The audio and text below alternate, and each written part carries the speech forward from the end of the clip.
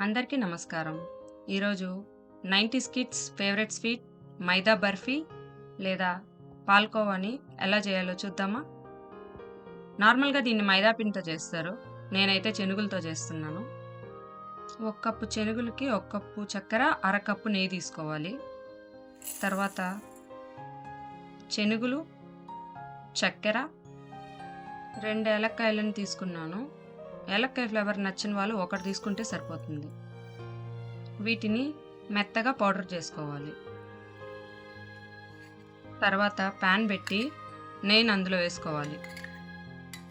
ఇప్పుడైతే ఈ స్వీట్‌ని హల్కోవా అని అంటున్నారు. మేమైతే చిన్నప్పుడు మైదా బర్ఫీ లేదా పాల్కోవా అనేవాళ్ళం. ఈ స్వీట్‌ని నూనెతో కూడా చేసుకోవచ్చు. కానీ ఫ్లేవర్ లేని ఆయిల్ ఉండేటట్టుగా చూసుకోవాలి. నెయ్యిని బాగా కరగబెట్టుకోవాలి. బాగా కాగిన తర్వాత స్టవ్ సిమ్‌లో పెట్టుకొని బ్లెండ్ చేసుకున్న పౌడర్‌ని కొంచెం కొంచెం వేసుకొని మెల్లిగా కలుపుకోవాలి. ఖచ్చితంగా స్టవ్ సిమ్‌లో పెట్టి బాగా కలుపుకోండి. లేదంటే అడుగు మాడిపోతుంది. ఇదే ప్రాసెస్‌తో మీరు మైదా పిండితో కూడా ట్రై చేయొచ్చు. ఈ విధంగా బాగా కలపండి. పై విధంగా వచ్చే వరకు అదుముతూ గట్టిగా కలపాలి. అప్పుడే చక్కెర కరిగి పిండితో బాగా కలుస్తుంది. మీరు ఈ రెసిపీ ట్రై చేసి మీకు స్కూల్ డేస్ గుర్తొస్తున్నాయో లేదో కమెంట్ చేయండి.